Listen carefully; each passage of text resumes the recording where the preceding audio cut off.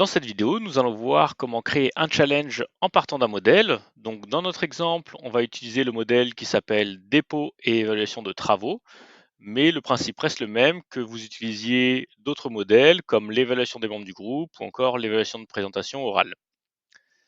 On va commencer par cliquer sur Créer sur le modèle souhaité.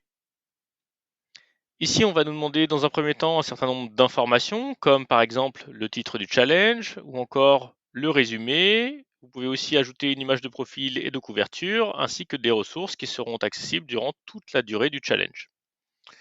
On va ensuite pouvoir passer à la planification. Ici, on va pouvoir définir une date de début et une date de fin pour chacune des phases de ce challenge. Donc pour ce challenge, on a trois phases, une phase de dépôt des travaux, une phase d'évaluation des travaux et une phase de résultat. Donc pour la phase de dépôt des travaux, je vais pouvoir cliquer ici et ensuite définir une date de début, une date de fin et éventuellement autoriser les contributions tardives. Je vais pouvoir également activer des notifications qui permettront de relancer les étudiants automatiquement au démarrage de la phase et 24 heures avant la fin de la phase pour les retardataires. Une fois que j'ai défini mes dates, je n'oublie pas de cliquer sur Appliquer pour que celle-ci soit prise en compte. Et je vais pouvoir répéter cette opération pour la phase d'évaluation et la phase de résultat. Je vais ensuite pouvoir passer aux consignes.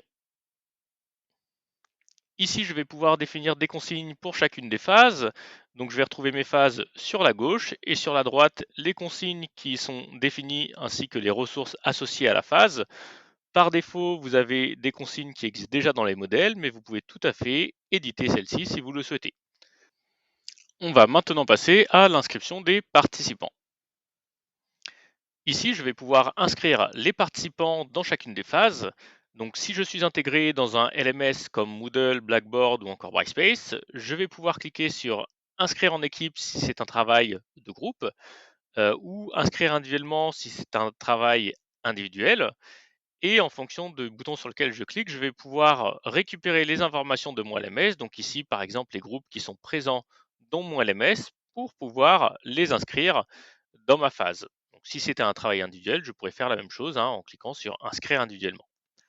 Si je ne suis pas intégré à un LMS ou que je n'utilise pas la fonctionnalité de groupe dans mon LMS, je peux tout à fait cliquer sur Importer des participants et joindre ici un fichier Excel où on me demandera l'email du participant ainsi que son groupe si c'est un travail de groupe. Vous pouvez télécharger un fichier d'exemple juste ici. Dans notre cas, on souhaite que les étudiants qui ont déposé les travaux évaluent les travaux des autres groupes. Donc pour ça, je vais aller dans la phase d'évaluation pour inscrire les correcteurs et je vais sélectionner réutiliser les inscriptions de la phase.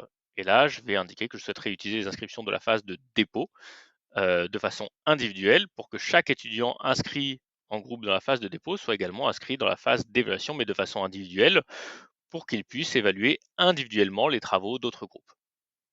Donc là, je peux voir les étudiants qui ont été récupérés de la phase de dépôt et inscrits individuellement comme correcteurs dans la phase d'évaluation.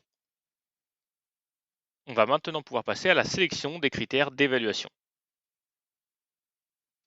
Ici, on va pouvoir définir les critères d'évaluation qui seront mis à disposition des correcteurs durant la phase d'évaluation.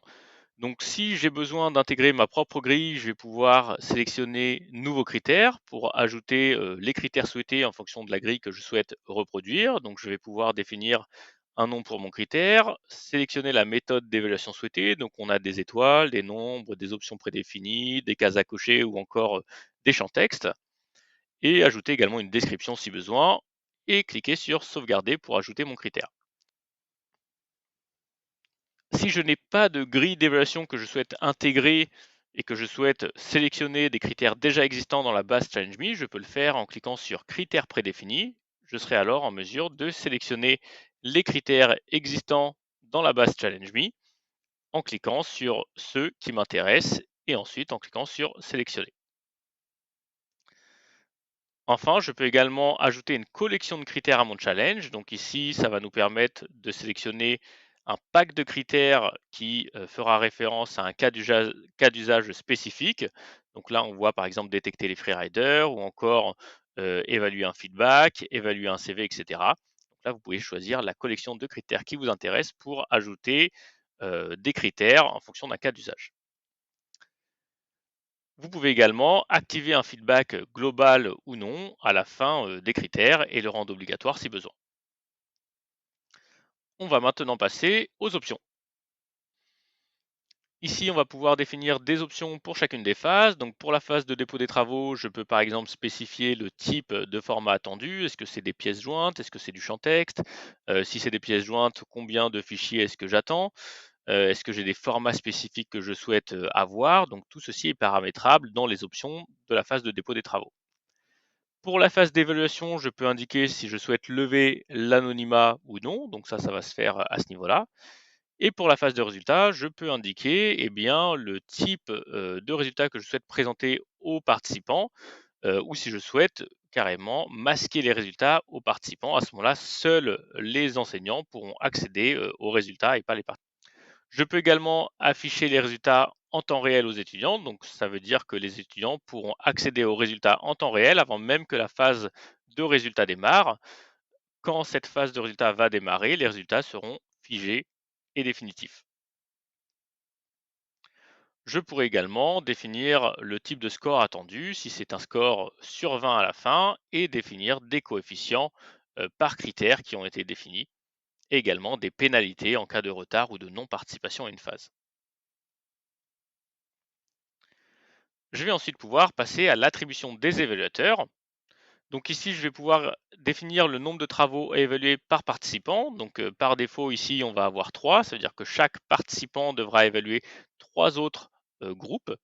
Donc là, c'est le système qui se charge de répartir automatiquement le nombre de travaux évalués parmi les correcteurs, de sorte à ce que chaque travail ait un nombre équivalent de feedback à la fin. Si besoin, je peux aussi forcer les attributions si j'ai besoin d'indiquer que certains étudiants doivent obligatoirement évaluer tel ou tel travail. Donc pour ça, j'ai l'attribution manuelle où je vais sélectionner les travaux à évaluer pour chacun des étudiants. On peut maintenant passer à l'assistance IA.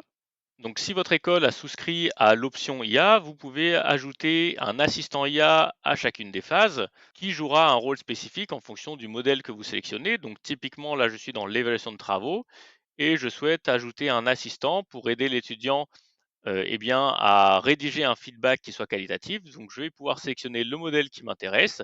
Ici, assistance à la rédaction du feedback. Cela signifie que les étudiants pourront activer leur assistant IA durant la phase d'évaluation pour les aider à améliorer les feedbacks qu'ils ont rédigés. Je peux faire la même chose également si je souhaite ajouter eh bien, une synthèse à la phase de résultat qui viendra analyser les évaluations, les feedbacks reçus pour chacun des étudiants pour leur présenter eh bien, les points forts et les axes d'amélioration de leurs travaux. Une fois tous ces éléments configurés, je vais pouvoir publier le challenge en cliquant sur publier juste ici, ou si je souhaite voir un aperçu de ce que les participants verront durant le challenge, je peux également cliquer sur aperçu juste ici.